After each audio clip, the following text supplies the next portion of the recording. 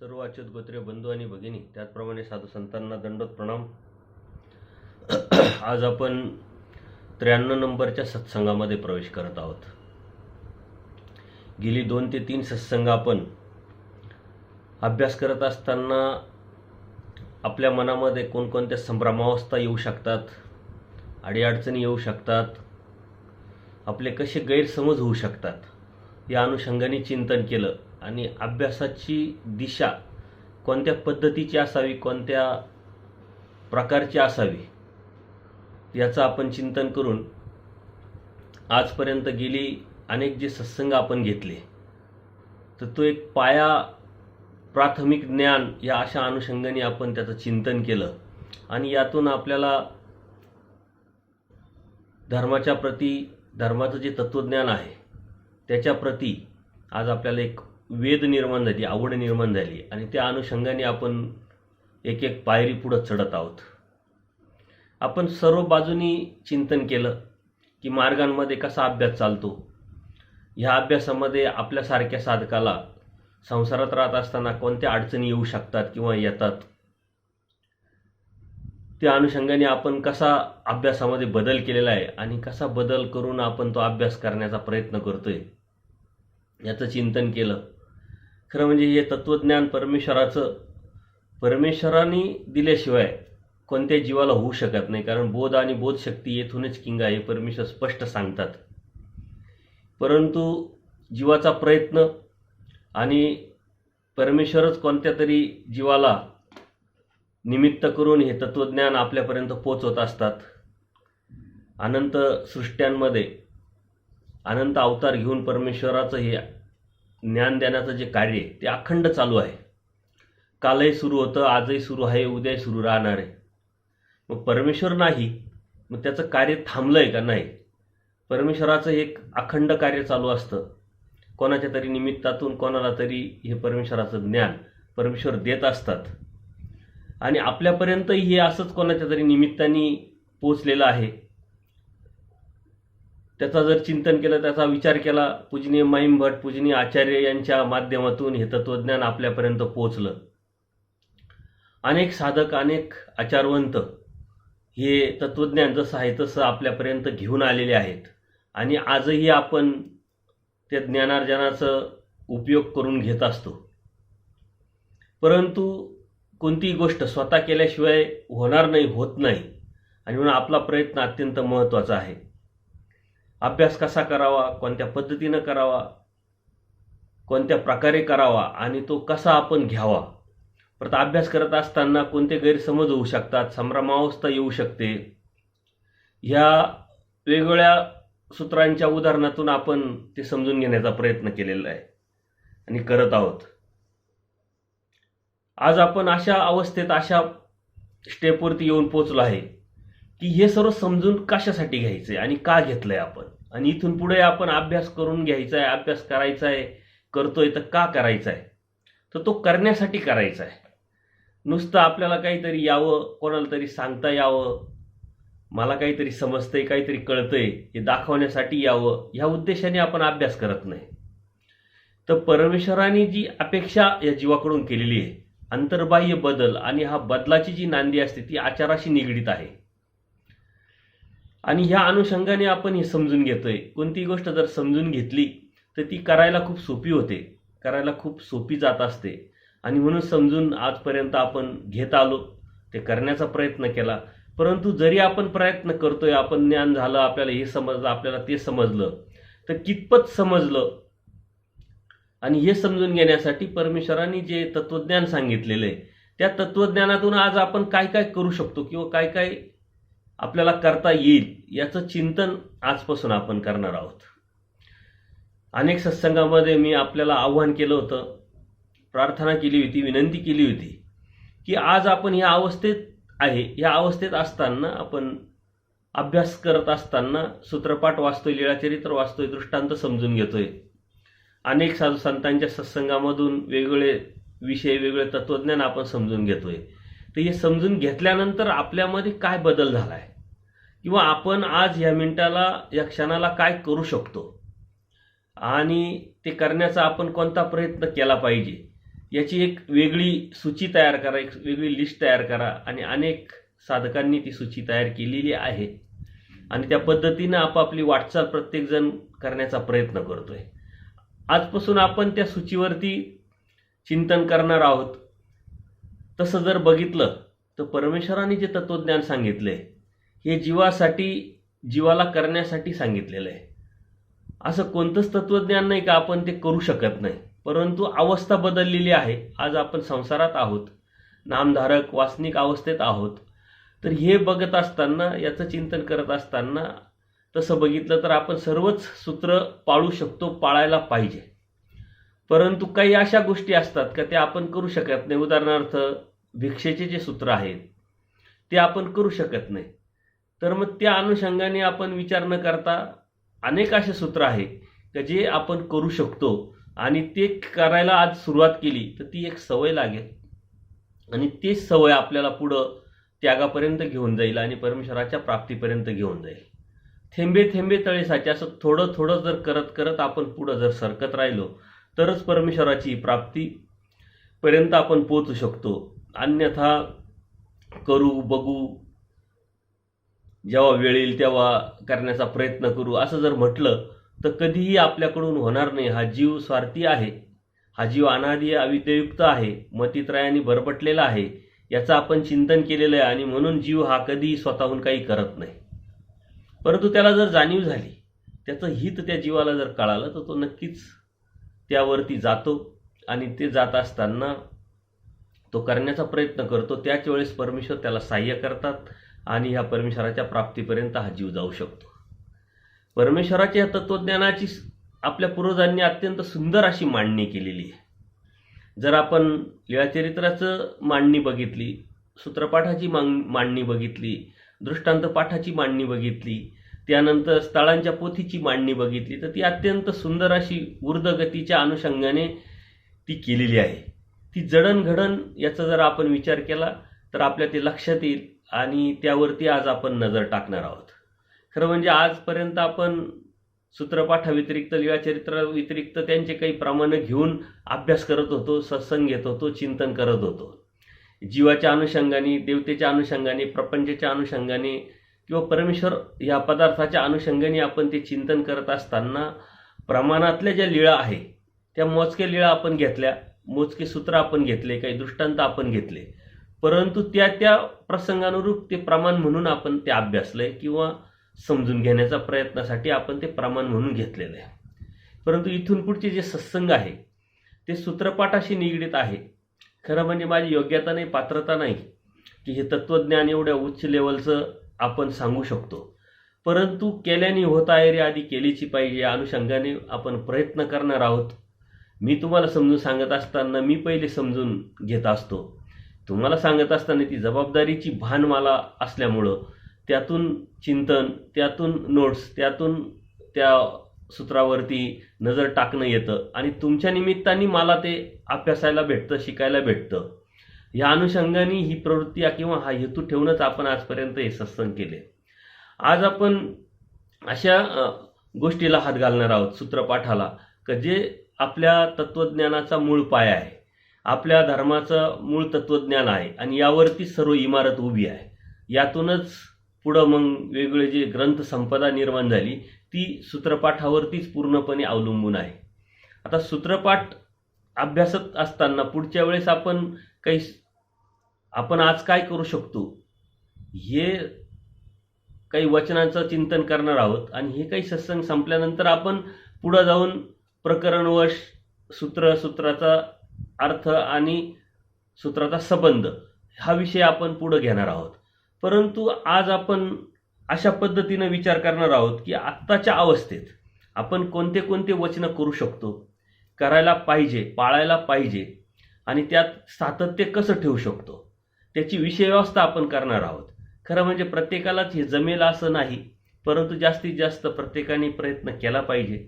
त्याच्या टिपण्या किंवा त्याची जी लिस्ट आहे ती काढून ठेवून जर त्याच्यावरती आपण वेळोवेळी नजर मारत राहिलो तर ते भान आपल्याला राहील आणि त्याची आठवण आपल्याला येत राहील आणि त्या अनुषंगाने आपण ते पुढं जाऊन करण्याचा प्रयत्न करणार आहोत.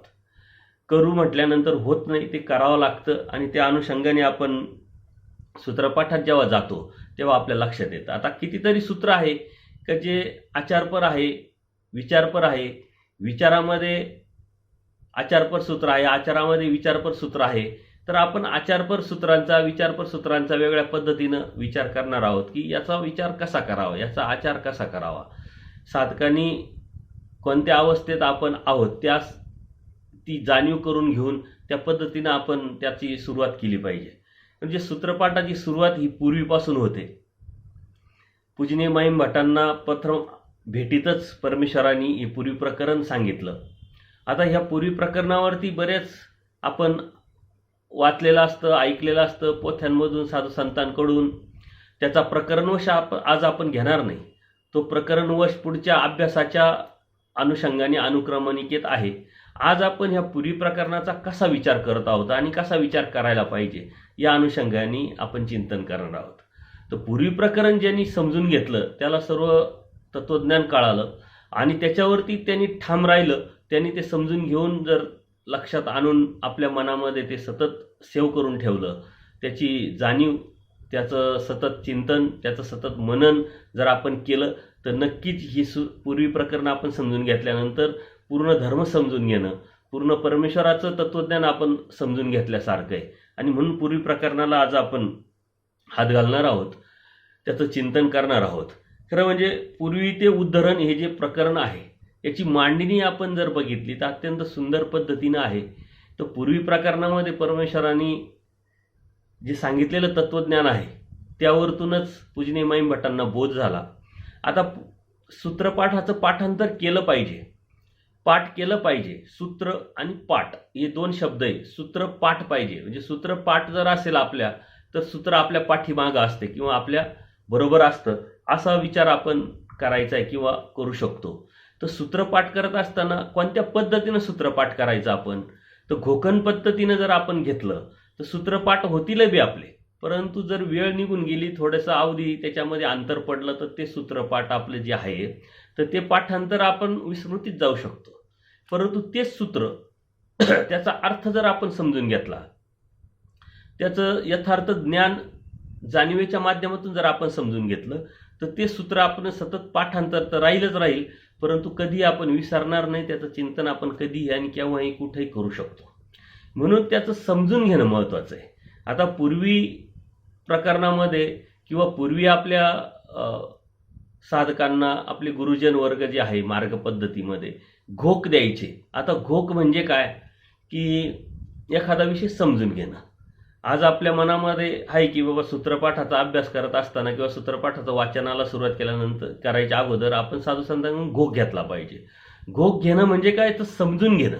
कारण नुसतं जर आपण वाचन केलंच राहिलो तर त्याच्यातला अर्थ आपल्याला कळणार नाही, समजणार नाही आणि वेगवेगळे अर्थ आपण चुकीच्या पद्धतीने लावू शकतो. हे मागील सत्संगामध्ये आपण समजून घेतलं किंवा चिंतन केलं. तर घोक घेणं म्हणजे समजून घेणं, हे लक्षात घ्या. घोक घेणं म्हणजे काही लोकांमध्ये एक गैरसमज आहे की एखाद्या साधू संतांकडून ते कसं वाचन करावं. आता सुरुवातच वाचनापासून होते, नंतर मग समजून अर्थ समजून घेण्याची वेळ असते. तर त्याचे शब्द बरोबर व्यवस्थित घेतले पाहिजे. शुद्ध ते अक्षर जे आहे हे शुद्ध पद्धतीनं आपण बोललं पाहिजे.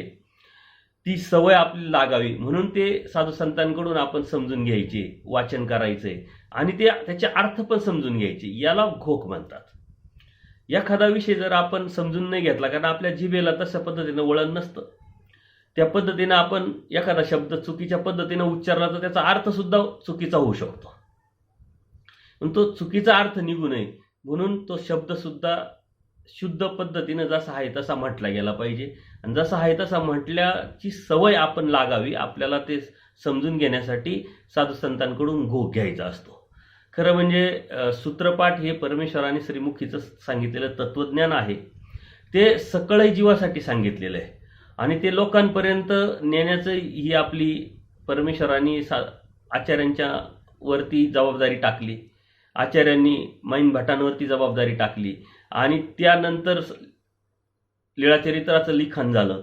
लीळाचरित्राच्या लिखाणानंतर पूजनीय केशवांच्या माध्यमातून सूत्रपाठ, दृष्टांत पाठांचं सूत्र काढले गेले आणि त्याची व्यवस्थितपणे मांडणी करण्यात आली. तर ही जी जबाबदारी प्रत्येकाने आपापल्या पद्धतीनं आपापल्याला परमेश्वराने ती दिलेली सेवा आहे ती त्या पद्धतीनं त्यांनी ती स्वीकारली म्हणून ते आपल्यापर्यंत पोहोचलं. तर आपल्यालाही कोणती जबाबदारी परमेश्वराने दिलेली ती जबाबदारी ओळखून जर आपण ती जबाबदारी स्वीकारली आणि ती व्यवस्थितपणे इमानी ईदद्वारे जर पाळली तर नक्कीच परमेश्वराचा श्रेष्ठत्वाचा जो धर्म आहे तो लोकांपर्यंत पोहोचेल. कारण म्हणजे आपल्यापर्यंत पोहोचला आहे तो बी कोणाच्या तरी निमित्ताने. आपण डायरेक्ट आपल्याला कोणतंही तत्वज्ञान कळालं नाही, समजलेलं नाही किंवा समजून घेतलेलं नाही. आणि जरी समजून घेण्याचा प्रयत्न केला तर आपल्याला कितपत समजेल यामध्ये शंका आहे. म्हणून आपल्याला जर कोणाच्या तरी निमित्ताने आलंय तर आपल्याला पण कुठंतरी समोरच्या पिढीला हे पोचवणं अत्यंत गरजेचं आहे. 850 वर्ष झाले परमेश्वर उत्तरापंथाला गेल्यानंतर. 850 वर्षानंतर याचं लिखाण हे तत्वज्ञान आपल्यापर्यंत पोहोचलंय. म्हणजे किती पिढ्या गेल्या. 50 वर्षाची एक पिढी जरी आपण पकडली 850 वर्षामध्ये जवळजवळ 15, 16, 17 पिढ्या झाल्या. अशी ह्या 17-18 पिढ्यांपर्यंत हे तत्वज्ञान जसं आहे तसं आपल्यापर्यंत पोहोचलंय. याचा अर्थ प्रत्येकाने ही जी आपली जबाबदारी आपलं कर्तव्य ही इमानी ईदद्वारे पाडलेलं आहे. ते जसं आहे तसं तत्वज्ञान एका पिढीकडून दुसऱ्या पिढीला येत असतं. तसे आपल्या पिढीकडून जसं आहे तसं तत्वज्ञान पुढच्या पिढीला गेलं पाहिजे. आता हे जात असताना त्याच्यात बदल होतो. परंतु जर यथार्थपणे आपल्या गुरुजनांकडून आपण समजून घेतलं तर यथार्थपणे आपणही देऊ शकतो. बदल कशामध्ये होतो का मी जर काही समजूनच नाही घेतलं तर माझ्याकडून दुसऱ्यांना त्या पद्धतीनं समजून सांगण्याची प्रवृत्ती किंवा समजून सांगण्यासारखं माझ्याकडून कर्तव्य पार पाडत नाही आणि म्हणून त्याच्यात चुकीचे अर्थ मिनिंग निघत असतात. आणि म्हणून याच्यामध्ये हे परमेश्वराचं तत्वज्ञान आहे. अत्यंत खबरदारी आणि अत्यंत जबाबदारी पद्धतीनं आपण ते घेतलंय पाहिजे आणि दिलंय पाहिजे, सांगितलंय पाहिजे. तर म्हणून परमेश्वराने जे तत्वज्ञान आपल्याला सांगितलेलं आहे ते अत्यंत सुंदर पद्धतीने ती मांडणी जर आपण बघितली तर आपल्या लक्षात येईल की पूर्वी प्रकरण पूजनीय माईम भट्टांना परमेश्वराने सांगितलं त्यातलं जे तत्वज्ञान आहे त्याच तत्वज्ञानाच्या आधारे पुढचे 9 प्रकरणं आहे. आचार मालिका, विचार आणि विचार मालिका त्यामध्ये सर्व सामावलेले आहे. तर जेव्हा अभ्यासाला सुरुवात करू त्यावेळेस आपण त्यामध्ये ते घेणार आहोत. परंतु आज आपण ती मांडणी बघणार आहे. पूर्वी प्रकरणामध्ये सुंदर अशी मांडणी केलेली. त्यानंतर परमेश्वरांनी सांगितलं की ते दास्यमोचक पूर्वी प्रकरणाचं शेवटचं सूत्र. तर मग ते दास्य कोणाचं करावं. मग पंचकृष्ण सांगितले. पंचकृष्णाचं दास्य करावं. मग ते दास्य करत असताना कोणत्या पद्धतीने सुरुवात करावी तर नामस्मरणाला सुरुवात करावी. नामस्मरणासाठी नाम महत्वाचे. परमेश्वर अव्यक्त स्वरूपीच या नामाचा स्वीकार करतात आणि व्यक्त स्वरूपी आपल्या भक्तांकरवी सकळ जीवांपर्यंत हे नाम परमेश्वर पोहोचवतात. त्या नामाचा परमेश्वराला अभिमान असतो आणि परमेश्वराने स्पष्ट सांगितले नामे वेद. या नामानेच वेद निर्माण होतो जीवाला. नामे बोध, नामानेच बोध निर्माण होतो. नामे साह्य, नामाने साह्य होतं आणि ह्या परमेश्वराच्या नामानेच परमेश्वराची प्राप्ती सुद्धा होते. नामाला अत्यंत महत्व आहे. म्हणजे आपण उपदेश घेणं म्हणजे परमेश्वराचं नाम घेणं. बोध झाला तर प्रथम आपल्याला परमेश्वराच्या नामाची ती आवड निर्माण होते आणि आपण स्मरण करतो. एक वेळ असते, एक वय असतं. त्या वयामध्ये आपण ते शिकत असतो, शिकून घेत असतो आणि आपल्याला शेवटी तर नामस्मरणच करायचं. परंतु ते नाम कोणाचं आहे, ते कसलं आहे, त्याचा अर्थ काय, ते कसे घ्यावेत, अशा पद्धतीनं जी नियमावली परमेश्वरांनी सांगितलेली त्या पद्धतीनं ते नाम जर घेतलं तर त्याचा नक्कीच फायदा होतो. आणि नामस्मरण हा आपला मुख्य विधी आहे. तो आपण करण्यासाठी परमेश्वरांनी आपल्याला स्वतःचे नाम सांगितलेले आहे. ही खूप मोठी गोष्ट आहे. कारण प्रथम ओळख परमेश्वराची नामातून. जसं आपणही प्रवास करत असताना एखाद्या व्यक्तीला प्रथम आपण नाव विचारतो, तुमचं नाव काय, मग तुमचं गाव कोणतं, तुम्ही काय करतात, अशा पद्धतीने जे प्रश्न विचारले त्या प्रश्नाचे उत्तर जसं ती व्यक्ती देते तसंच अगदी परमेश्वराने सांगितलंय. मग पहिले नाम, काय करतात परमेश्वर, कसे अवतार घेतात, ते अवतार घेतल्यानंतर कसे क्रीडतात, कशा पद्धतीने जीवाची मुक्ती परमेश्वर करतात, परमेश्वराचं ते कार्य कसं चालतं, कोणामार्फत चालतं, कशा पद्धतीने चालतं. तर अशा पद्धतीने परमेश्वराने हे तत्वज्ञान अत्यंत सोप्या सरळ भाषेत आणि आपल्याला समजेल, उमजेल, कळेल अशा भाषेत उलगडून सांगितलेलं आहे. फक्त त्या पद्धतीनंच आपल्याला बी समजून घ्यावं लागेल. आपल्याला आज अवघड वाटतंय कारण कितीतरी लोकांकडून असं ऐकलं की मी सूत्रपाठ वाचायला सुरुवात केली पण ते संस्कृत मला काही समजत नाही. खऱ्या वास्तविक सूत्रपाठाची जी भाषा ही संस्कृत भाषा नाही आहे, ही मराठी भाषा आहे, शुद्ध भाषा आहे. शुद्ध मराठी भाषा आहे. आपण जे आज बोलतोय ती कितीतरी अशुद्ध भाषा आहे, कारण आपल्या बोलीभाषेमध्ये कितीतरी वेगवेगळे शब्द येतात, इंग्रजी शब्द येतात, काही हिंदी शब्द येतात, काही मराठी, अशी घुसडांघुसडून करून आपण बोलत असतो. परंतु परमेश्वरांनी ही जी तत्वज्ञान ज्या मराठीतून सांगितलं किंवा आपल्या पूर्वजांनी ज्या मराठीत त्याचं लिखाण करून आपल्यापर्यंत पोहोचवलं, ती अत्यंत शुद्ध अशी मराठी आहे. ती संस्कृत भाषा नाही. संस्कृत भाषा श्रीमद भगवद्गीतेचे जे श्लोक आहे तिला संस्कृत म्हणतात. आणि आज कलियुगाची भाषा मराठी असल्यामुळे परमेश्वराने त्या मराठीचा अभिमान घेतला आणि मराठी भाषेतून तत्वज्ञान सांगितलं. त्यावेळेस आपली बोलीभाषा ही मराठी होती, परंतु व्याकरणीयदृष्ट्या, साहित्यिकदृष्ट्या, तत्वज्ञानाच्या दृष्टिकोनातून परमेश्वरांनी ह्या भाषेचा अभिमान घेऊन तीपर्यंत आपल्यापर्यंत पोहोचवलंय. तर म्हणून मराठी साहित्याचा जो उगम आहे किंवा मराठी भाषेचा जो उगम आहे तोच मुळात परमेश्वराच्या श्रीमुखातून आहे.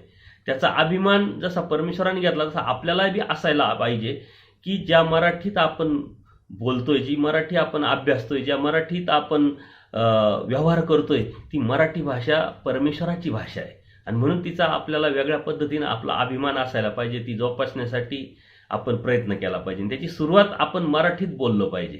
कारण बोलता बोलता जर आपण विचार केला तर असे कितीतरी शब्द आहे का जे मराठीतले नाही आहे, ते इंग्रजी शब्द आपल्या मुखातून येत राहतात. तर आपण हेतुपुरस्कर मराठी बोलण्याचा प्रयत्न केला पाहिजे आणि मराठीवरती जोर दिला पाहिजे. तेव्हा ती वाढेल, जोपासेल.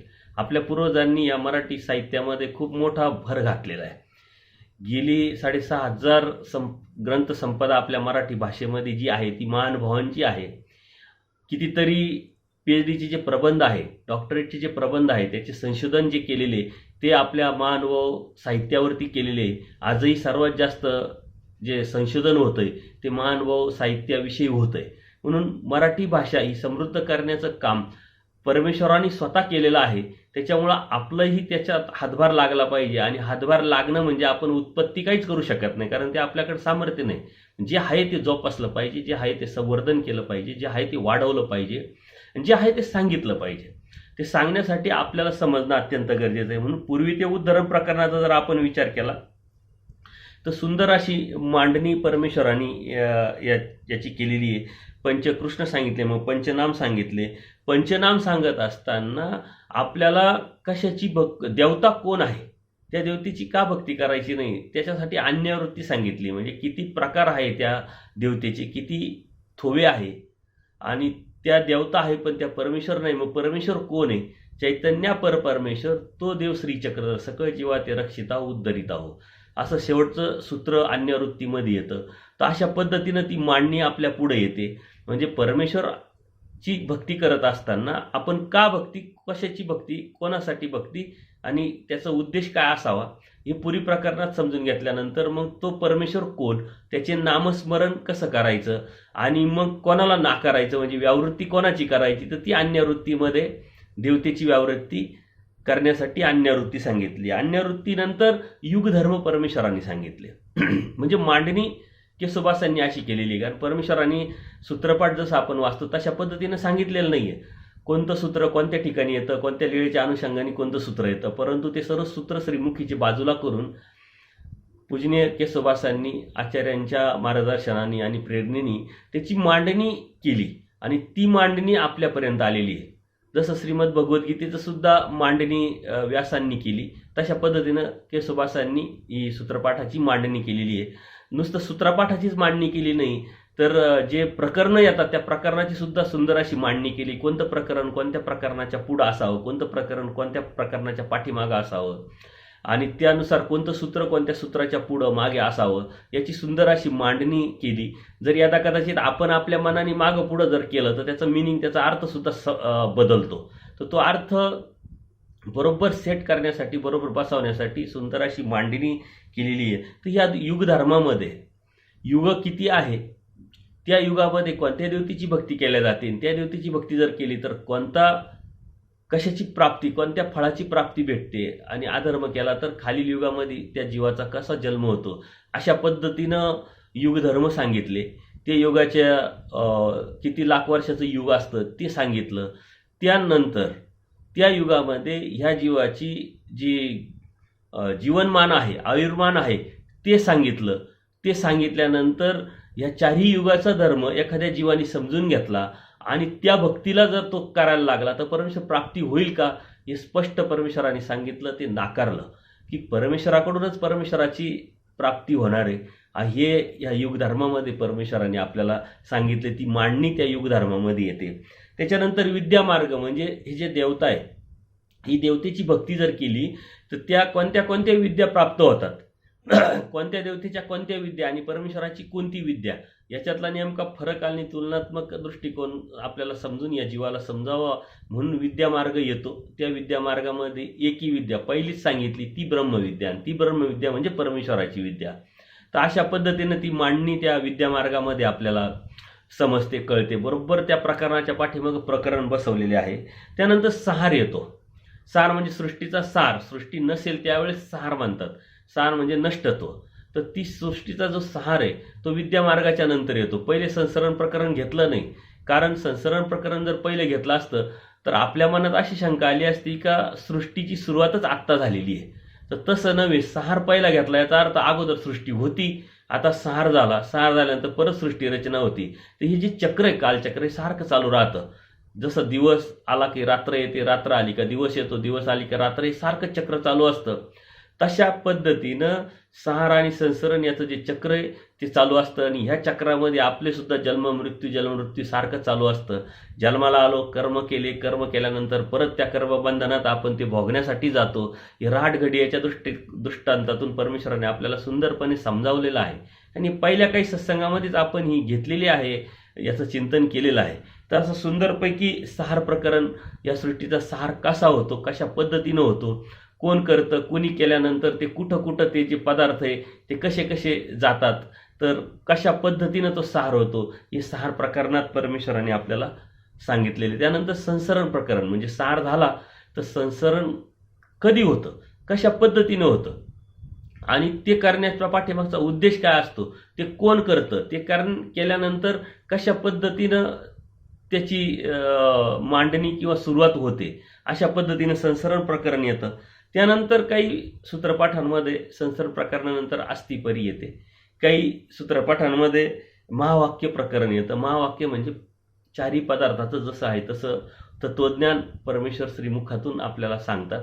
त्याला महावाक्य म्हणजे परमेश्वराची कार्य कारण स्वरूप लक्षणाच्या अनुषंगाने त्याच्यात पूर्णपणे माहिती आलेली आहे, म्हणून महावाक्य. आता हे महावाक्य आपल्या गुरुजनांकडूनच आपण समजून घ्यायचं राहतं.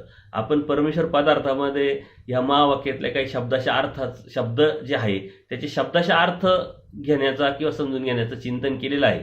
आपली कुवत नसताना आपण तो प्रयत्न केला तर ते फक्त शब्दाशा अर्थ आपल्याला समजावे, त्याची आवड निर्माण व्हावी, त्याची गोडी निर्माण व्हावी. त्या अनुषंगाने आपण तो प्रवास करण्याच्या अनुषंगाने, परमेश्वर हा पदार्थ समजून घेण्याच्या अनुषंगाने आपण त्याचं चिंतन केलेलं आहे. तर महावाक्यामध्ये चारही पदार्थाचं कार्यकारण स्वरूप लक्षण आणि परमेश्वरची सर्व कार्यकारण स्वरूप लक्षणाच्या अनुषंगाने ओळख येते. त्यानंतर निर्वचन म्हणजे अव्यक्त परमेश्वराच्या अनुषंगाने लक्षणं परमेश्वराचे जे आहे, वैशिष्ट्य जे परमेश्वराचे आहे ते निर्वचन प्रकरणामध्ये आपल्याला जीवाला समजावेत, कळावेत, अशा पद्धतीने ती मांडणी झालेली आहे. त्यानंतर ह्या जीवाचं उद्धरण कसं होणार, तो परमेश्वर त्या जीवाचं उद्धरण कसं करतो आणि कशा पद्धतीनं आपलं उद्धरण होणार, हे आपण समजून घेण्यासाठी, कारण आपल्याला उत्सुकता लागते. एखादा व्यवहार किंवा एखादा प्रवास किंवा एखादी गोष्ट आपल्याला करायची असेल तर आपल्याला उत्सुकता असते की हे करायचंय तर कसं करायचंय. आपण जे समोरच्या व्यक्तीला विचारतो, बाबा ठीक आहे हे करायचंय पण कसं करायचंय तू समजून सांग. मग ते आपण पहिल्या शब्दाशा समजून घेतो. काही प्रश्न असतील, काही शंका असतील त्या सोडवतो आणि त्यानंतर मग ते करायला सुरुवात करतो. मग तो प्रवास असेल, एखादा व्यवहार असेल, एखादी गोष्ट असेल, अशा पद्धतीनं उद्धरण प्रकरण, ह्या जीवाचं उद्धरण हा परमेश्वर कसं करतात आणि त्या पद्धतीनं त्या उद्धरण प्रकरणामध्ये अत्यंत सुंदर अशी मांडणी परमेश्वराने केलेली आहे. उद्धरण प्रकरण केल्यानंतर परत काही लीळाचरित्रामध्ये अस्थिपरी हे प्रकरण येतं. खरं म्हणजे अस्थिपरीची हे 6 सूत्र, तसा जर विचार केला तर परमेश्वराने एवढं तत्वज्ञान सांगण्यापेक्षा 6 सूत्र जे आहे अस्थिपरीचे तेच सांगितले असते तर काय फरक पडला असता, असा कधी कधी शंका आपल्याला येते. कारण तेच आपल्याला करायचं, त्यातूनच परमेश्वराची जी प्राप्ती आहे आपली होणार आहे, आपला उद्धार होणार आहे. तर मग ते सांगण्याच्या ऐवजी एवढं सूत्रपाठ, एवढं लीळाचरित्रातले लीळा दृष्टांत, कितीतरी तत्वज्ञान परमेश्वराने सांगितलं आणि त्यानंतर हे सांगितल्यानंतर परत अस्थिपरी सांगितली. तर मग अस्थिपरी का सांगितली, तर आपण 365 दिवस एखाद्या विषयाचा अभ्यास करतो, त्याच्या नोट्स काढतो, त्याचं खूप चिंतन करतो, परंतु आता काही तासावरती एखादा पेपर आपल्याला द्यायचा आहे आणि काही तासावरती ती वेळ आल्यानंतर आपण त्याचं चिंतन नाही करू शकत, त्याचा अभ्यास नाही करू शकत. मग व्हेरी IMP जे आपण बाजूला काढलेले असते, नोट्स आपण काढलेल्या असतात, त्याच्यावरती नजर मारतो आणि त्या पेपरला जाऊन आपण यशस्वी होण्याचा प्रयत्न करतो. तसं परमेश्वरांनी सर्व तत्वज्ञान सांगितलंय. हे आपण 9 प्रकरणाची तोंड ओळख घेतली, त्याच्यानंतर आचार मालिका, विचार मालिका, त्यानंतर दृष्टांत पाठ, हे सर्व परमेश्वरांनी तत्वज्ञान सांगितलंय. परंतु हे सांगितल्यानंतर व्हेरी IMP म्हणून हे 6 सूत्र म्हणजे अस्थिपरीचे 6 सूत्र सांगितले की हे तुम्हाला करायचे, हे सर्व समजून घ्यायचंय आणि समजून केल्यानंतर हे करायचंय. करण्यासाठी सांगितलेली अस्थिपरी म्हणजे परमेश्वराच्या ठिकाणी तुम्हाला जायचं असेल, प्राप्ती करायची असेल परमेश्वराच्या आनंदाला जर आपल्याला जायचं असेल तर ही अस्थिपरीची जी सूत्र आहे ते आपल्याला पाळावं लागतील, ते आचरण करावं लागेल आणि ते आचरण केलं तरच परमेश्वर प्राप्ती होईल, असं स्पष्ट अस्थिपरी या प्रकरणामध्ये आपल्याला परमेश्वरांनी सांगितलेलं आहे. तर अस्थिपरीचा आपण विचार केला तर हे का सांगितलं याचं जर चिंतन केलं तर आपल्या लक्षात येईल, कारण तत्वज्ञान हे खूप मोठं आहे. आता आचार जे आहे, आचार मालिका आहे, विचार मालिका आहे, या सूत्राचा आपण समजून घेऊ शकतो किंवा जे जाणून घेऊ शकतो किंवा जे आपण आज करू शकतो, जे आपण समजून घेणं गरजेचं आहे, या काही सूत्रांचा मुख्य सूत्रांचा विचार किंवा चिंतन आज करणार आहोत. तर आचारामध्ये काही अशा सूत्र आहे का जे विचारपर आहे, विचारामध्ये काही अशा सूत्र आहे का ते आचारपर आहे. त्यावेळेस ते सूत्र आपण समजून घेतल्यानंतर आपल्याला ते लक्षात पण येईल, त्या अनुषंगाने आपण त्याचा विचार करणार आहोत. तर परमेश्वरांनी सृष्टीमध्ये म्हणजे पूर्वी प्रकरणाला सुरुवात केल्यानंतर सृष्टीमध्ये हा शब्द प्रथम वापरला. आता सृष्टीमध्ये या शब्दाचा फक्त अर्थ आपण समजून घेणार आहोत. शब्दाचा अर्थ सृष्टी म्हणजे जग. आता सृष्टी या शब्दाचा अर्थ स्थळाच्या अनुषंगाने खूप मोठा येतो. सृ म्हणजे सृजन, सृ म्हणजे सार, हे वेगवेगळे प्रकार येतात. पण आपल्याला खूप एकाच वेळेस समजून नाही घ्यायचं, स्टेप बाय स्टेप जायचंय. एकाच वेळेस जर हे समजून घेतलं आणि डायरेक्ट स्थळांमध्ये गेलो तर आपल्या डोक्यावरून जाण्याची शक्यता आहे. आज आपण शब्दाचा अर्थ तेही कोणत्या सूत्रांचे का जे आज आपण करू शकतो अशा सूत्रांचे अर्थ आपण समजून घेणार आहोत. हे झाल्यानंतर मग आपण सूत्रपाठाला जेव्हा सुरुवात करू त्यावेळेस मग प्रकरण वशील, मग सूत्र येईल, त्या सूत्राचा परत आपण अर्थ, आणि मग त्यावेळेस प्रत्येक सूत्र येणार आहे. आता प्रत्येक सूत्र येणार नाही, आज या 2-4 आपण सत्संग घेणार आहोत. तर आपण जे करू शकतो किंवा ज्याचा विचार आपण करायला पाहिजे, ज्याचं चिंतन करायला पाहिजे, अशा सूत्रांचाच आपण विचार करणार आहोत, चिंतन करणार आहोत. आणि ते आपण सुद्धा त्याच्या नोट्स काढल्या पाहिजे. आज आपण एखादी वही बाजूला करून त्याचा अर्थ, एखादा समजलेला अर्थ, एखादा न समजलेला अर्थ हे आपण काढले पाहिजे. ती सवय जर आपल्याला लागली तर ती सवय आपल्याला पुढे जाऊन परमेश्वर प्राप्तीपर्यंत घेऊन जाणार आहोत. कारण आपण काय करतोय आज याच्यावरती उद्याचं यश आपलं ठरतं. म्हणून आज आपल्याला यशस्वी व्हायचं असेल, परमेश्वर प्राप्तीला जायचं असेल आणि आज नाही तर कधीच नाही असा विचार करून चिंतन करत असेल तर आपल्याला हे करणं गरजेचं आहे. कधीतरी आपल्याला करायचंय आणि मग आपण करू असा विचार केला तर तो व्यक्ती कधीच यशस्वी होत नाही. उद्याचं आज आपण चिंतन केलं, उद्याचं आज आपण नियोजन केलं तर उद्याची जी गोष्ट आहे ती आज आपण करू शकतो. उद्याची जी गोष्ट आपल्याला करायची त्यातलं काही टक्केवारी जर आज आपण केली तर उद्या करायला आपल्याला खूप सोपं होऊन जाईल आणि ती आपण 100% करू शकतो. आज त्यातलं जर 25% आपण केलं तर 75% काम आपण नंतर करू शकतो. पण नियोजन जर नसेल तर एखादी गोष्ट 2 तासाची असेल, नियोजन जर नसेल तर तीच गोष्ट आपल्याला 5 तास 10 तास लागू शकतात. परंतु नियोजन असेल तर ती 2 तासाची गोष्ट 20 मिनिटातही आपण करू शकतो. तर नियोजन अत्यंत महत्त्वाचं आहे. आणि आपली ही परमेश्वराच्या मुक्तीची, परमेश्वराच्या प्राप्तीची जी परीक्षा आहे किंवा नियोजन आहे, आपल्या जीवनाचं जे आध्यात्मिक प्रवास आहे ते करण्यासाठी आपल्याला हे शिदोरी म्हणून बरोबर ठेवणं, शिदोरी म्हणून घेणं हे अत्यंत गरजेचं आहे. तर पूर्वी प्रकरण पूजनीय माईम भटांना डोमेग्राम येथे परमेश्वरांनी प्रथमच भेटीत सांगितलं. तर त्याचा अभ्यास, त्याचं चिंतन आपण नंतर करणार आहोत. परंतु सृष्टी या शब्दाचा अर्थ होतो जग, एक ब्रह्मांड, हे विश्व. आज आपण वेगवेगळ्या शब्दाच्या अर्थाने घेत असतो की जग, वर्ल्ड, इंग्लिश शब्द आहे वर्ल्ड, किंवा पूर्ण एक ब्रह्मांड म्हणजे सृष्टी. सृष्टीमध्ये, मध्ये म्हणजे मधी. जसं आपण एखाद्या सांगतो की तू कुठे आहे, मी पंचवटीमध्ये आहे. तू कुठे आहे, मी नागपूरमध्ये आहे.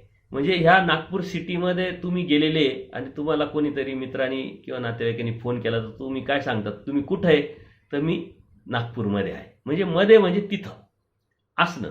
तर ह्या सृष्टीचा मध्य अशा अर्थाने बी त्याचा अर्थ घेतो आपण. सृष्टीमध्ये म्हणजे जन्माला आलेलो आहे आपण, त्या अर्थाने आपण अर्थ घ्यायचा, कारण आपल्याला समजण्यासाठी हे आपण वेगवेगळे चिंतन करणार आहोत. काही ठिकाणी तुम्हाला याचं लिखाण किंवा कुठं ऐकायला भेटणार नाही, परंतु अत्यंत सोप्या आणि सरळ शब्दात भाषेत आपल्याला कळावं आणि आपल्या समोर अत्यंत नामधारक आहे, नवीनच उपदेश घेतलेला नामधारक आहे, त्याला आपल्याला ते समजावायचंय. त्याला जर खूप मोठे तत्वज्ञानाचे शब्द जर वापरले तर त्याच्या डोक्यावरून जाईल, त्याला कंटाळा येईल आणि तो या तत्वज्ञानापासून दूर जाईल. म्हणून आपण शब्दाचा अर्थ घेणार आहोत. तर सृष्टीमध्ये म्हणजे या सृष्टीमध्ये आपण आलेलो आहोत. त्यामध्ये ह्या सृष्टीमध्ये आता ही पूर्वी प्रकरण पाठ करायचं आहे आपल्याला. आपण घोकणपट्टी पद्धतीने जर पाठ केलं तर कालांतराने आपण ते विसरणार आहोत. पण आपणच आपल्या प्रश्न जर आपल्याला विचारले तर त्याचं उत्तरच्या अनुषंगाने पूर्वी जे प्रकरण आहे ते आपोआपच आपलं पाठांतर होईल. आपण पुढं सरकत चालतो. भक्ती ही मुक्तीसाठी असते, भक्ती मुक्तीसाठी आहे हे आपण आजपर्यंत समजून घेतलं. आणि ज्यांनी समजून नाही घेतलं त्यांनी कोणतीच भक्ती नाही केली तर काही फरक पडणार नाही. कारण कर्मवश सकळे पावे एक वाचून परमेश्वराने सांगितले. त्याच्या जीवनामध्ये जे आज होतंय किंवा होणार आहे त्याला कर्माने प्राप्त झालेले किंवा कर्माने प्राप्त होणार आहे. पूर्व जन्मामध्ये त्यांनी जे जोडलेले जे कर्म केलेले त्याला ते प्राप्त होणार आहे. त्याच्यामुळं भक्तीसाठी मुक्तीसाठी भक्ती करायची असते. जे प्राप्त करायचे आपल्याला, जे सुखाचे ज्या व्याख्या आपण केलेल्या आहे, ज्या गरज आपल्याला आहे आज, अन्न वस्त्र निवारा बाकी काही सुखाच्या ज्या व्याख्या आहे ते प्राप्त करण्यासाठी आपल्याला भक्ती करायची काहीच गरज नाही. त्याच्यासाठी आपण धडपडत राहतो ना. आपल्या पूर्वकर्मानुसार आपल्याला जे भेटलेले ते भेटतच राहणार आहे, आपण जे मिळवले ते मिळतच राहणार आहे. खरं म्हणजे मुक्ती ज्याला नाही पाहिजे किंवा परमेश्वर प्राप्ती ज्याला नाही पाहिजे किंवा मोक्ष ज्याला नाही पाहिजे किंवा त्याच्यावरती त्याचा विश्वास नाही किंवा निष्ठा नाही आहे तर त्यांनी कोणतीच भक्ती नाही केली तरी चालेल. कारण कोणत्याही भक्तीतून त्याला मुक्ती भेटतच नाही. जर त्याला नाही पाहिजे तर मग करण्याला काय अर्थ नाही. आणि दुसऱ्या काही गोष्टी ज्या सांसारिक गोष्टी प्राप्त करण्यासाठी त्याला भक्तीची गरज नाही, कारण त्या कर्मातून भेटतात. म्हणजे ही गोष्ट आपण समजून घेतली पाहिजे की अन्य लोक खूप भक्ती करतात बघा. आता ती भक्ती खूप करतात परंतु त्यांना त्याच्यातलं काहीच माहीत नसतं. कशासाठी करतात ते दृष्टपर करतात. दृष्टपर म्हणजे सांसारिक गोष्टी आपल्याला प्राप्त व्हाव्यात, सुख आपल्याला प्राप्त व्हावेत, आपल्याला घर मिळावं, आपल्याला गाडी मिळावी, आपल्याला पुत्र धन ह्या गोष्टी आपल्याला मिळाव्यात, या अनुषंगाने अन्य लोक भक्ती करतात. आता ही भक्ती एखाद्या देवतेची ते करत असतील तर ती देवता त्यांना ते देऊ शकत नाही, कारण त्या देवता बंधनात आहे. हे आपण देवतेच्या पदार्थामध्ये बघितलंय. जर त्याला त्या देऊ शकत नाही तर मग त्याची भक्ती करून उपयोग काय. त्यांनी नाही केली तर काहीच फरक नाही पडत. आणि त्याला त्या देवता देऊ शकत नाही पण तरी त्याला ते मिळतंय, तर ते मिळतंय कुठून, तर त्याचे कर्मवश आहे. म्हणजे पाठीमागच्या कर्माने त्याला ते मिळतंय. पण त्याच्यात अज्ञान असल्यामुळे त्याला असं वाटतं मी ह्या देवतेची भक्ती करतोय, त्या देवतेची भक्ती केली म्हणून त्या देवतेने मला हे दिलेलं आहे, पण ते त्याचं अज्ञान आहे. त्याच पद्धतीनं आज आपण परमार्गाचा विचार केला तर ह्या परमार्गात असे कितीतरी साधक, असे कितीतरी नामधारक वासनिक आहे तर तेही दृष्टपर भक्ती करतात. म्हणजे का, ते परमेश्वराची भक्ती करतात, परमेश्वराच्या ह्या परमार्गात आहे. पूर्वकर्मांनी त्यांना कळत नकळत त्यांनी केलेल्या कर्मानुसार बोधपाळी त्यांच्यापर्यंत आलेली आणि परमेश्वराने ते करून टाकलेलं आहे की त्याला बोध दिलेला आहे किंवा त्यांनी नामं घेतलेली, त्याला नामं भेटले. परंतु जसं आहे तसं तत्वज्ञान त्याला न समजल्यामुळं किंवा ती बोधाची जी पायरी त्याने ती पूर्णपणे न प्राप्त केल्यामुळं तो दृष्टपर भक्ती करतोय. मला हे मिळावं, मला ते मिळावं, मला ते मिळावं. तो अन्य माणूस आहे तेच करतोय आणि इथं आलेला माणूस आहे तेच करतोय. त्याच्यात आणि याच्यात काही फरक नाही, सेम आहे. म्हणून जर दृष्टपर भक्ती करायची असेल तर त्याला उपदेश घ्यायची गरज नाही, त्याने आपल्या परमेश्वर भक्ती करायची गरज नाही, कारण त्याला कर्मवश ते भेटणारच. म्हणून भक्ती कशासाठी काय हे समजून घेणं आणि त्याच्यानंतर करणं हे अत्यंत गरजेचं आहे. तर भक्ती ही परमेश्वर प्राप्तीसाठीच केल्या जाते आणि आपल्या जीवनाची मुक्तीसाठीच केल्या जाते. त्याच्या व्यतिरिक्त जी भक्ती आहे ते सर्व अज्ञान आहे आणि त्या भक्तीतला काही अर्थ नाही. पण तरी याचा अर्थ मग त्यांनी करूच नाही का? आणि आपण जर सांगत सुटलो तुम्ही करूच नका, कोणतीच भक्ती करू नका, तर असंही नाही. मग परमेश्वराने त्यासाठी आपल्याला एक दोन सूत्र सांगितले, कर्मजडापेक्षा भक्ती जड चांग, किंवा कर्मवासनेपाशी ब्रह्मवासना उत्तम. आपण आता एखाद्याला सांगत असताना, बाबा तुला जर दृष्टपर भक्ती करायची आहे तर तू करूच नको, कारण तुला जे मिळणार आहे किंवा मिळतंय ते तुला कर्मवश मिळणारच आहे, आणि मिळालेलं आहे आणि पुढं पण मिळणार आहे, तर तू भक्तीच करू नको. पण परमेश्वराने त्याच्यासाठी सांगितलंय कर्मवासनेपेक्षा ब्रह्मवासना उत्तम. म्हणजे कर्मावरती निष्ठा ठेवून चांगलं होतंय, चांगलं करावं, मी काही कोणाचं वाईट करत नाही, चांगलंच करतो, मग मला काहीच करायची गरज नाही, अशा प्रवृत्तीपेक्षा कोणाची तरी ती भक्ती करतोय, किंवा सर्व जगतच ब्रह्म आहे, सर्व एकच आहे, अशा प्रवृत्तीनं, अशा विचारांनी तो भक्ती करतोय, ते चांगलं. कारण कधीतरी अहेतुक भूतभजन ज्ञानाप्रती साधन हे परमेश्वरांनी जे सांगितलंय, ज्ञान आणि प्रेम मिळवण्याचं परमेश्वराच्या प्राप्तीची हे जे दोन साधनं आहे, ही साधनं कशातून मिळणार आहे, तर भजनाने मिळणार आहे. आणि ते जे भक्ती करतोय तो कर्मवासनेपेक्षा ब्रह्मवासना आणि कर्मजडापेक्षा भक्ती जड, हे जे करतोय तर तो कोणत्या देवतेची करो, परंतु ते करत असताना कळत न कळत त्याच्याकडून कधीतरी निरपेक्ष भाव निर्माण होऊ शकतो, आणि ते भजन घडल्यानंतर त्याच्यामध्ये योग्यता प्राप्त होऊन तो मग बोधाला प्राप्त होतो, म्हणून त्याला चाल निर्माण होते. म्हणून परमेश्वरांनी सांगितलंय का ते चांगले, आणि म्हणून ते करताय ही चांगली गोष्ट केली पाहिजे भक्ती. कारण भक्तीमध्ये संस्कार असतात. किती कोणत्या देवदेवतीची भक्ती असो, मग ते नॉनव्हेज खात नाही, काही चुकीच्या गोष्टी करत नाही, थोडे कर्माला घाबरतात, म्हणजे अप्रत्यक्षरित्या ती पाया ते पक्का करतात, त्या संस्कारातून ते तयार होत असतात. जसं एखादा कलेक्टर आहे, पण तो डायरेक्ट कलेक्टर झाला नाही, मग तो पहिलीत गेला, मग त्याला थोडासा अभ्यास कळाला, मग दुसरीत गेला, मग तिसरीत गेला, अशा स्टेप बाय स्टेप पर्यंत तो गेला. तसं आपणही कधीतरी अन्य भक्ती कोणत्या देवीदेवतेची करत होतो, त्यातून आपल्याकडून परमेश्वरांनी कृपा करून कळत न कळत आपल्याकडून ती अहेतुक क्रिया घडली, आणि त्या अहेतुक क्रिया घडल्यामुळं आपल्याला परमेश्वराच्या या ज्ञानाची प्राप्ती झाली. म्हणजे परमेश्वरांनी कोणाला तरी निमित्त करून आपल्याला हे ज्ञान दिलं, त्यानंतर आपल्याला बोध झाला, त्यानंतर आपल्याला परमेश्वर कळाला, समजला, हे चारी पदार्थ समजले, ते सर्व अहेतुक भूतभजनामुळे झालं. आणि अहेतुक भूतभजन घडेल कधी, का कधीतरी कोणाची तरी तो भक्ती करल. जर भक्तीच करत नसेल तर मग त्याला ती चालत सुरुवात होत नाही. म्हणून जे कर्म आहे, या कर्माचा जो सिद्धांत आहे परमेश्वरांनी प्रथम पूजनीय माईम भटांच्या पहिल्या भेटीतच खोडलेला आहे. आणि कर्म या सत्संगामध्ये आपण याचं खूप चिंतन केलेलं आहे. ते सत्संग तुम्ही ऐकले असतील तर तुमच्या लक्षात येईल. कर्म कोणते करावे, कोणते नाही करावे, कर्म म्हणजे काय याचं चिंतन आपण तिथं केलेलं आहे. तर हे भक्ती करत असताना कोणत्या उद्देशाने, कोणत्या ध्येयाने, कोणत्या विचाराने तुम्ही करतात त्याच्यानुसार त्याची प्राप्ती ठरत असते. आणि म्हणून सृष्टीमध्ये म्हणजे तिथं आल्यानंतर, आता सृष्टीमध्ये आपण आलोय ना, आम्हाला मुक्ती पाहिजे, तर मग सृष्टीमध्ये आल्यानंतर आम्हाला मुक्ती होईल का? पहिलं तर परमेश्वराला जे सांगायचंय ते आपण समजून घेणं महत्वाचं आहे. ते शब्दाचा अर्थ समजून घेणं महत्वाचं आहे. आपल्याला कोणाच्या तरी निमित्तातून परमेश्वर आपल्याला समजून सांगतात, त्याचं आपण चिंतनही केलं पाहिजे. ते चिंतन करत असताना त्याच्यावरती सतत वाचन करून, सतत चिंतन करून आपल्या त्या गोष्टी लक्षात येतात.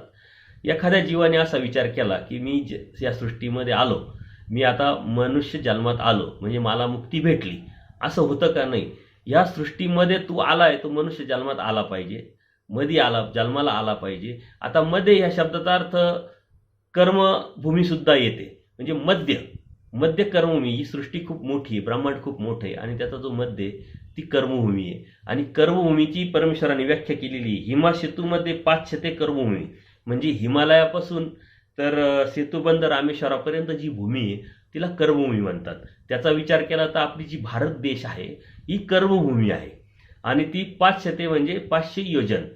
आपण अन्य वृत्तीमध्ये कर्मभूमीच्या देवता होती परी परमेश्वर नव्हती. पहिलंच जे देवतेचा थोवा बघितला तर ती कर्मभूमीच्या ज्या देवता आहे त्या कर्मभूमीमध्ये कार्यरत राहतात, आणि त्यांची जी स्वरूप मर्यादा आहे ती 500 योजन आहे. 1 योजन म्हणजे 12 किलोमीटर, म्हणजे 500 गुणिले 12 जर केलं तर 6000 किलोमीटरचा तो व्यास होतो.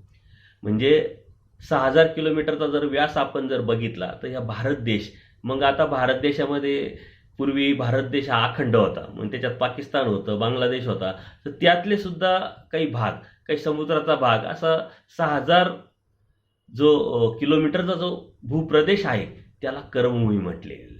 आणि या कर्मभूमीमध्येच आलेल्या जीवाची कर्मनिष्पत्ती होणार आहे. कर्मनिष्पत्ती म्हणजे मागचं संपतंय आणि पुढचं लागतंय, म्हणजे दोन्ही बाजूनी त्याचं जे कर्म आहे ते संपलेलं पाहिजे आणि लागू पण पाहिजे. म्हणजे आपण आज जी भक्ती करतोय ती जर भक्तीचा स्वीकार जर होत नसेल तर मग आपल्याला पुढं जाऊन परमेश्वराची प्राप्तीच होऊ शकत नाही.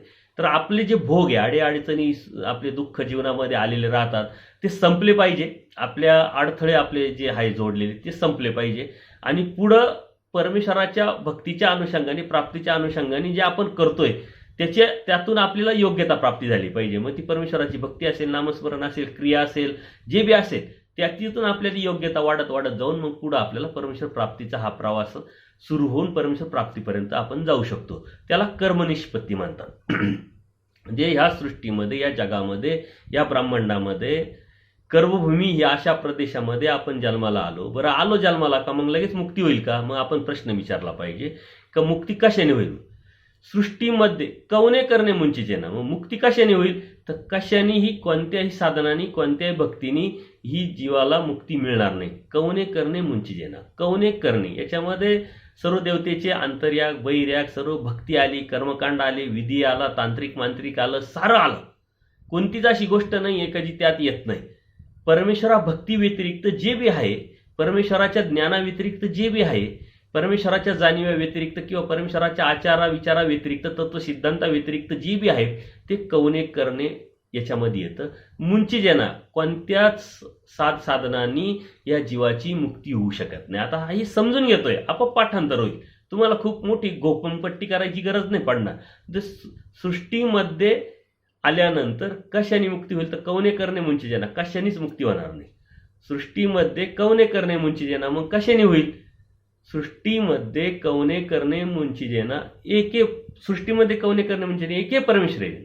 मग भक्ती कोणाची करावी? कशाने मुक्ती होणार आहे? तर सृष्टीमध्ये कवने करणे मुंचीजेना, एके परमेश्वर आहे. परमेश्वर माईम भटांना एक उत्सुकता लागावी म्हणे, कवने करणे मुंचीजेना, मग कशानेच होणार नाही. कशाने? एके परमेश्वर आहे. एका परमेश्वराशिवाय ह्या जीवाची मुक्ती होऊ शकत नाही. प्रश्न विचारायचा आपल्यालाच. आपणच आपल्याला प्रश्न विचारला का आपल्याला ते उत्तर पुढे येत राहतं आणि त्या उत्तरातून आपली पूर्वी प्रकरण तयार होत राहतं. ते शब्दाचा अर्थ आपल्याला समजून घेता येतो, त्याचं मिनिंग समजून घेता येतं, त्याची जाणीव आपल्याला होते आणि पूर्वी प्रकरण आपलं आपापच पाठ होऊन जातं. म्हणून सृष्टीमध्ये कवने करणे मुंचीचे ना, एके परमेश्वरे विन, एका परमेश्वराशिवाय या जीवाची मुक्ती होऊ शकत नाही, या जीवाला मुक्ती होऊ शकत नाही, या जीवाचं मुंचन होऊ शकत नाही. पण तो परमेश्वर निराकार आहे, मग तो कसा मुक्ती देणार या जीवाला? मग सृष्टीमध्ये कवने करणे मुंचीचे ना, एके परमेश्वर विन, तोची परमेश्वर निराकार आहे. कारण माईम भट पुढं प्रश्न विचारतात, तो परमेश्वर तर निराकार आहे, मग तो भक्ती कशाची करणार आम्ही, कोणाची करणार? आणि तो परमेश्वर निराकार आहे, तर मग आमची मुक्ती तरी कशी करणार? तो निराकार आहे. निराकार म्हणजे ज्याला आकार नाही, आकार विरहित, कोणत्या प्रकारचा आकार नाही, तो निराभिमान आहे, कोणत्या प्रकारचा त्याला स्वाभिमान नाही, किंवा ती जी अटॅचमेंट आहे ती कोणत्या प्रकारची नाही. निराकार, कोणत्या प्रकारचा आकार रहित जो परमेश्वर आहे तो परमेश्वर निराकार आहे. निराकार आहे, मग कसा मुक्ती देईल? परिकृपावसे. परंतु कृपा ही जी शक्ती आहे परमेश्वराची, त्या कृपेला अधीन होऊन परमेश्वर साकार होतो. म्हणजे काय? आकार घेतो तो. मग आकार कसा घेतो? कोणत्याही प्रकारे घेतो? कसा घेतो का? नाही, तो कोणत्याही प्रकारचा आकार घेत नाही. कारण मुक्ती कोणाला द्यायची? त्याला, मनुष्य जन्मात आलेल्या जीवाला. मग त्याच्यासारखाच होऊन येतो तो. निराकार आहे, परिकृपावसे साकार होईल. साकार झाला, परमेश्वर आला, ह्या जीवाला समजला, दिसला, कळाला, मग लगेच त्याची मुक्ती होईल का? कारण परमेश्वराने जेव्हा अवतार घेतला, श्रीकृष्ण महाराजांचं घ्या किंवा सर्वज्ञ श्रीचक्र प्रभूंचं घ्या, कितीतरी जीव होते, गावाचे गावं, ते त्यावेळेस सुद्धा लोकसंख्या खूप होती, त्यावेळेस सुद्धा लोक खूप होते, गावाचे गाव भरलेले होते. मग प्रत्येकाला परमेश्वर कळाला का? प्रत्येकाने परमेश्वराला बघितलं म्हणजे लगेच समजला का? किंवा बघितल्याबरोबर लगेच जसे पूजनीय माईम भट असेल, आचार्य असतील किंवा बाईसा असतील, त्यांना थोड्याशा गोष्टी नंतर लगेच परमेश्वरावर कळाला आणि ते अनन्यभावी परमेश्वराला शरण जाऊन भक्ती करायला लागले. तसं प्रत्येक जीवाला कळालं का? नाही. अवतरे म्हणजे आपल्या हृदयात समजला, कळाला, तो कळाल्यानंतर, तो समजल्यानंतर आपण त्या परमेश्वराचा होऊ शकतो. जर मला समजलाच नाही तो कोण आहे, काय आहे, कसा आहे, तर मग तो अवतरून उपयोग काय? सृष्टीमध्ये तर आला, परंतु सृष्टीमध्ये आल्यानंतर तो मला कळाला नाही, मला समजला नाही. जसं आज आहे, आज आपल्याला समजलंय की श्रीकृष्ण महाराजांनी कधी अवतार घेतला, कसे तत्वज्ञान सांगितलं, कोणाला उद्धरलं, त्याच्यानंतर दत्तप्रभू, त्याच्यानंतर श्री चक्रपाणी प्रभू, श्री गोविंद प्रभू महाराज, परत कलियुगाचे सरन श्री चक्र प्रभू, हे आपल्याला कळालं म्हणजे अवतारला आपल्यासाठी. मला कळालं म्हणून माझ्यासाठी अवतारला. आता अन्य लोक खूप आहे आपल्या समाजात, आपले नातेवाईक असतील, आपले संबंधी असतील, त्यांना तो कळालाच नाहीये परमेश्वर कोण, कधी, कुठं अवतार घेतो, कसा अवतार घेतो, त्याचा अर्थ त्यांच्यासाठी तो अवतारलाच नाही. अवतारला कोणासाठी? ज्याला कळाला, ज्याला समजला, ज्याला बोध झाला. म्हणजे ज्ञानी या भक्तासाठी परमेश्वराने अवतारला. म्हणजे आपल्याला ते समजलं, ज्ञान झालं की जीव काय, देवता काय, प्रपंच काय आणि परमेश्वर काय. म्हणून ते अवतरणं या शब्दाशी बाहेर अन्य राठीमध्ये, कर्मराठीमध्ये अवतार या शब्दाचा अर्थ वेगळ्या पद्धतीने घेतला जातो. अवतार म्हणजे परमेश्वराने अवतार घेतला, म्हणजे अवतारी पुरुष म्हणतात किंवा अवतारी परमेश्वराचं एखादं स्वरूप म्हणतात. परंतु ह्याच ठिकाणी अवतारे म्हणजे समजणं, कळणं, जाणीव होणं, त्याची ओळख होणं, बोध होणं, ते अवतारे. म्हणजे सावे साकार झाला, परंतु जर तो सावे साकार होणे जर अवतारला नाही तर मग मुक्ती कशी होईल? म्हणून एका प्रश्नाने पुढचा प्रश्न निर्माण होत राहतो आणि त्या प्रश्नातून त्याचं उत्तर सापडतं, त्या उत्तरातून परत डबल पुढचा प्रश्न निर्माण होतो, त्या प्रश्नातून परत उत्तर सापडतं आणि अशा पद्धतीनंच सूत्रपाठाची पूर्ण मांडणी केलेली आहे. वचन संबंध आपण तसे समजून घेणार आहे, प्रकरण संबंध सुद्धा आपण तसे समजून घेणार आहे. याच्यानंतर हे का आलं तरी प्रश्न निर्माण करायचा, त्या प्रश्नाचं उत्तर आपल्याला पुढे सापडत राहतं. म्हणजे आपण तर आपल्याला प्रश्न विचारले की पुढे जाऊन, नाहीतरी हे तत्वज्ञान जे आहे श्रीकृष्ण महाराजांनी सांगितलेलं असेल किंवा सरवणश्री चक्रप्रभूंनी सांगितलं, प्रश्नातूनच उत्तर निर्माण झाले. अर्जुन देवानी प्रश्न विचारले म्हणून श्रीमद भगवद्गीता निर्माण झाली. इथं सुद्धा सूत्रपाठ निर्मितीच्या पाठीमागे महादेशांचे प्रश्न आहे, औसांचे प्रश्न आहे, आचार्यांचे प्रश्न आहे, माईम भटांचे प्रश्न आहे. या प्रश्नातूनच परमेश्वराने ती उत्तरं दिलेली आहे. आणि ज्याचा प्रश्न विचारला नाही त्याचं उत्तर सुद्धा परमेश्वराने सांगितलेलं नाही. असे कितीतरी काही लीळा सुद्धा आहे की जसं ज्ञानात प्रेम असतं म्हणे, तर ते जेव्हा महादाईसाला परमेश्वराने सांगितलं तर महादाईसा आचार्यांना सांगायला गेले. आचार्य म्हणे असं कसं काय, मला देवाने कधी सांगितलंच नाही. देवाला ते विचारायला येतात तेव्हा देव म्हणतात तुम्ही कधी विचारलंच नाही. याचा अर्थ काय की परमेश्वर प्रश्न केला तर, चिकित्सा केली तर मग परमेश्वर उत्तर देतात किंवा तत्वज्ञान सांगतात. म्हणजे अवतार या शब्दाचा अर्थ अत्यंत व्यापक पद्धतीने आपण समजून घ्यायचा का ज्याला समजला त्याच्यासाठी तो अवतारला, ज्याला कळाला त्याच्यासाठी तो अवतारी शब्द, ज्याला कळल्यानंतर त्यांनी त्या भक्तीला सुरुवात केली, अनन्यभावी शरण गेला. कारण परमेश्वर अवतारला म्हणजे समजला, समजला म्हणजे अवतारला, अवतारला म्हणजे तो परमेश्वर कळाल्यानंतर मग त्याला शरण जाणं आलं.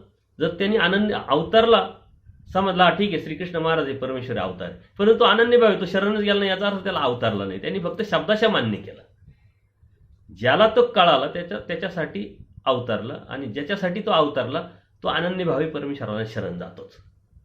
जर तो अनन्यभावी शरण नाही गेला तर त्याच्यासाठी तो अवतारला नाही. म्हणजे अवतारे सृष्टीमध्ये कवने करणे मुंचीचे ना, एके परमेश्वर विन तोची परमेश्वर निरो निराकारो असे, परी कृपा असे सावे साकार होय अवतरे. मग अवतारल्यानंतर काय करतो परमेश्वर? अवतारला म्हणजे झाली का मुक्ती, भेटली का जीवाला?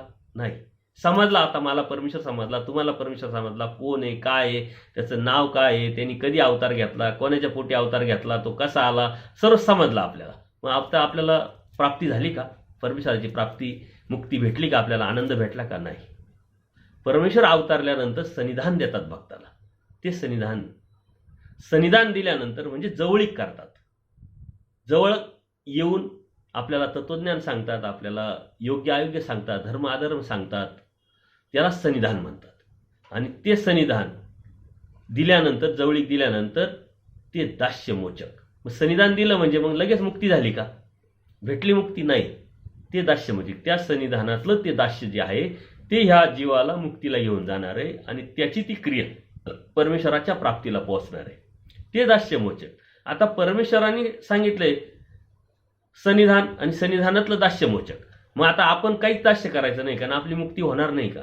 ते दास्य त्या शब्दामध्ये खूप मोठी व्यापक आहे. आज आपण सत्संग ऐकतो ते दास्यच आहे.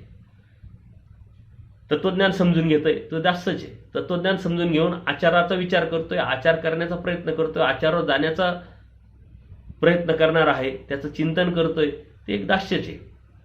क्रिया करतोय, साधू संतांची सेवा करतोय, पडिल्याची शुश्रूषा केली, ते दास्यच आहे. म्हणजे शास्त्राचं दास्य, आपण मुक्ती होण्यासाठी तत्व सिद्धांत पाळणं हे एक दास्य.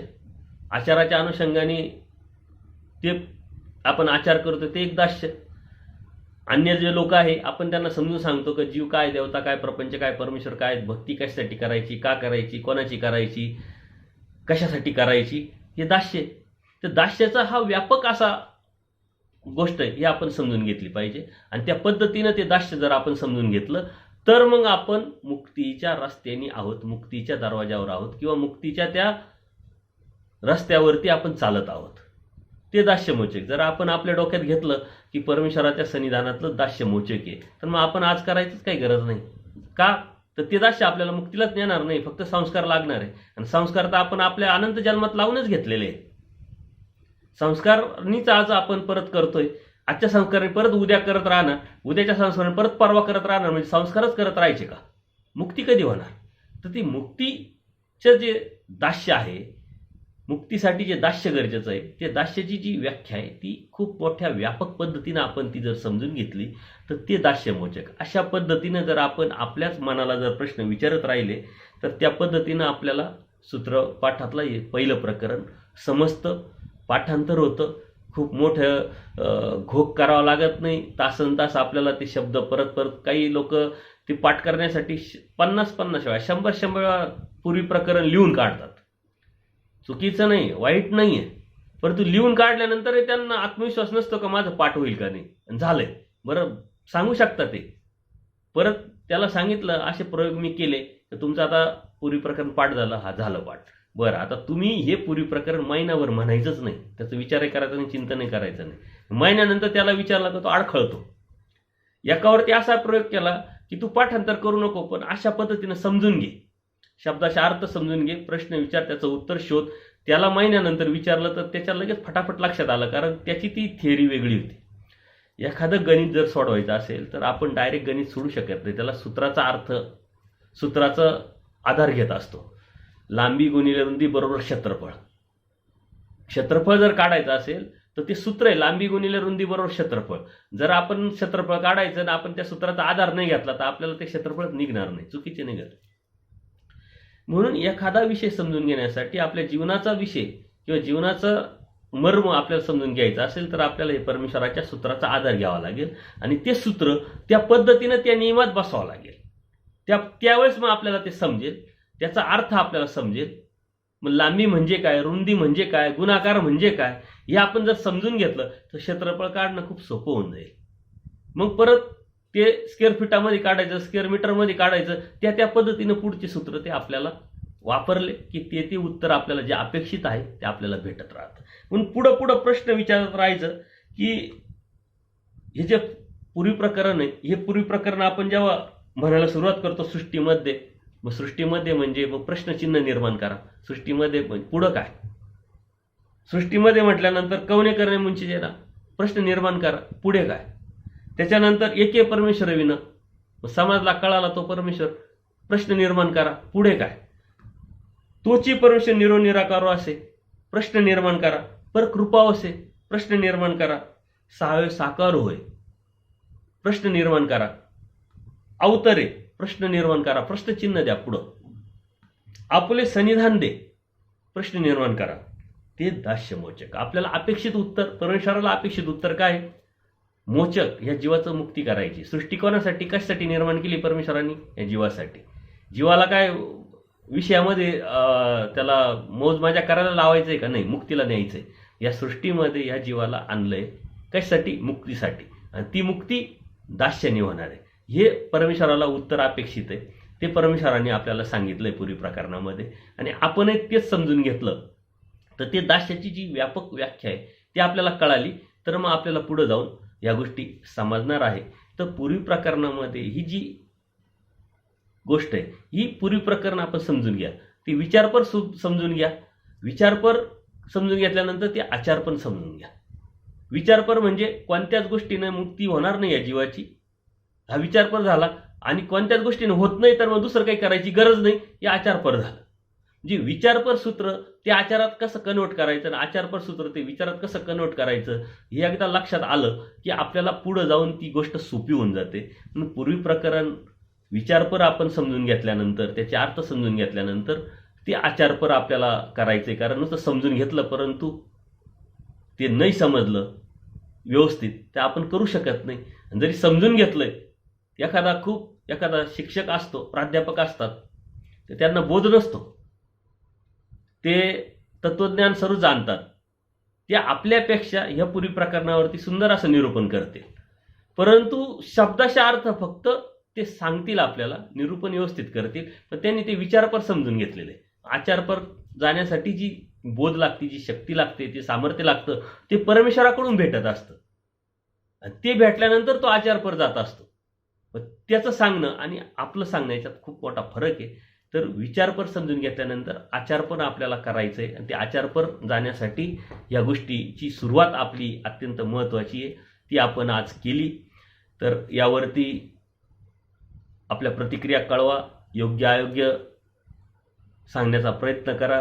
चुकीचं असेल तरीही सांगा, त्याचं पूर्णपणे मनापासून स्वागत केलं जाईल. हा एक प्रयत्न आहे नामधारकासाठी, वासनिकासाठी. मनातली जी भीती, सूत्रपाठाविषयी जो न्यूनगंड आहे तो निघून जाण्यासाठी अत्यंत सोप्या पद्धतीनं आपण यावरती जाणार आहोत. पुढं जाऊन आपण आचाराच्या सूत्रामध्ये कोणते सूत्र आज आपण पाळू शकतो, कोणत्या सूत्राचा विचार तो आचारात कन्वर्ट करायचा, आचाराचा सूत्राचा विचारात कन्वर्ट करायचा, अशा पद्धतीने काही मोजक्या सूत्राचं चिंतन आपण करणार आहोत. या व्हिडिओ बघितल्यानंतर बरेच लोक व्हिडिओ बघतात, सद्भक्त, पण सबस्क्रायबर आणि लाईक करत नाही. तर ते करण्यासाठी खूप काही जास्त लागत नाही. पूर्ण व्हिडिओ बघितला का लगेच सबस्क्रायबर करायचं, लाईक करायचं आणि मला प्रतिक्रिया द्यायच्या. त्यातूनच पुढं जाऊन आपण हे सूत्र, जे सत्संग आहे, पुढं आपण जाण्यासाठी तुमची मला प्रेरणा, माझी तुम्हाला प्रेरणा अशी भेटत राहून एकमेका सहाय्य करू, अवघे धरू सुपंथ, अशा पद्धतीनं आपला हा परमेश्वराच्या भक्तीचा प्रवास सुखकर करण्यासाठी एकमेकाची साथ ही अत्यंत गरजेची आहे. दंडोत प्रणाम, दंडोत प्रणाम, दंडोत प्रणाम.